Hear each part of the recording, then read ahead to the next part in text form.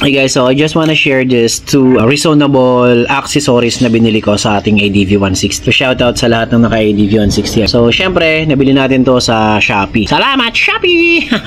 Kasama rin, I love you!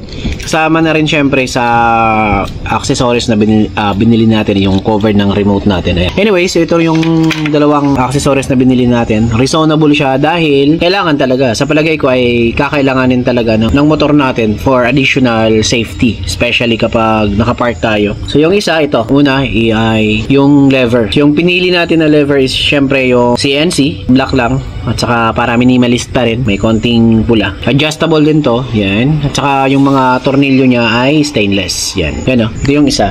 So bakit reasonable? Dahil yung stock na lever ng ADV 160 or ng 150 ay walang parking brake. So pinalitan ko actually siya, or binilhan ko siya para for additional safety dun sa motor natin kapag nagpa-park, lalong-lalo na kapag medyo palusong or downhill, para additional safety siya, at saka sa atin na rin para hindi tayo nangangawit minsan pag ano natin, ipa-park natin, hindi tayo piga ng preno. Ayan. So ito po yung lock niya.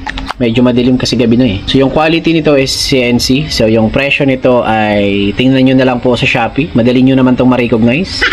Hindi ko na sasabihin dito kung magkano. Ayan.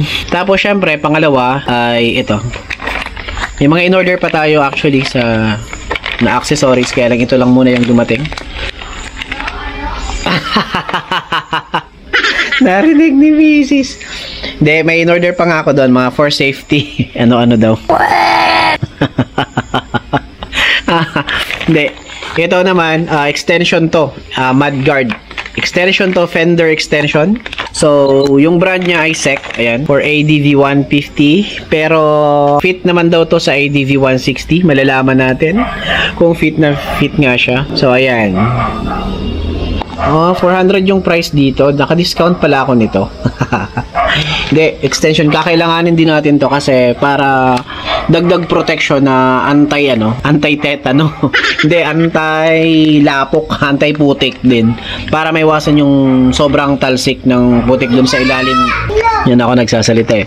So ayan, para maiwasan yung mas maraming talsik dun sa ilalim ng motor natin, para iwas kalawang na rin. So syempre, sa mga binibili natin ng accessories ngayon ay yung may pakinabang talaga na additional na safety, at saka doon na rin sa ikakaganda ng unit natin. Hindi lang puro beauty, may additional na function kung baga.